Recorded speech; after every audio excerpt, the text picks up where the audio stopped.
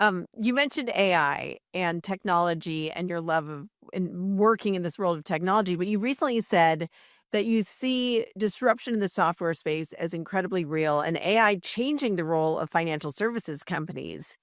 What is the risk to financial services companies? Look, I think in any of these technologies, and by the way, this is the same in history, you have to understand enough about what the technology can do and then understand where you can add value to the technology versus being afraid that the technology is going to replace you. Right. And so, I, and the good news with technology, honestly, is that human nature, number one issue when you have running an IT department is change management. People actually don't like to change. The technology is not usually the limitation. It's people's willingness to change.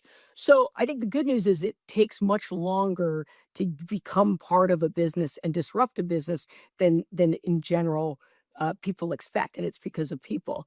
But you have to understand where it's going to change. So I look at it and I think, boy, if my investment teams aren't thinking about how they're leveraging AI to get more data, to consume it faster, we created in our solutions team a virtual research analyst where they essentially have fed in the philosophy of that investment team.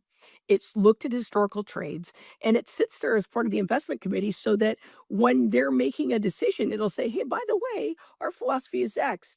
Have you considered these factors, right? There's always biases. Human nature is biased. It doesn't mean it's making a decision, but it's going to make you better at how you approach it. So if we have people that are on the investment side and aren't trying to think about how to leverage these tools, that becomes a concern to me. If we have people on the distribution side that aren't thinking about how to leverage these from a client service, that's a concern.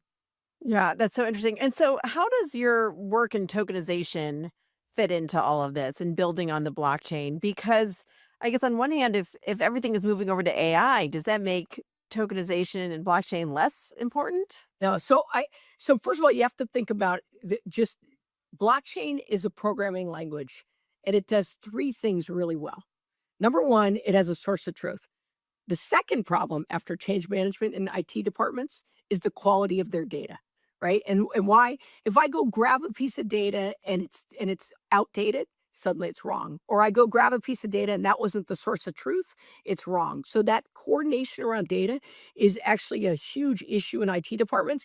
And the second thing is companies in the financial services industry spend a ton of money on reconciling data between systems.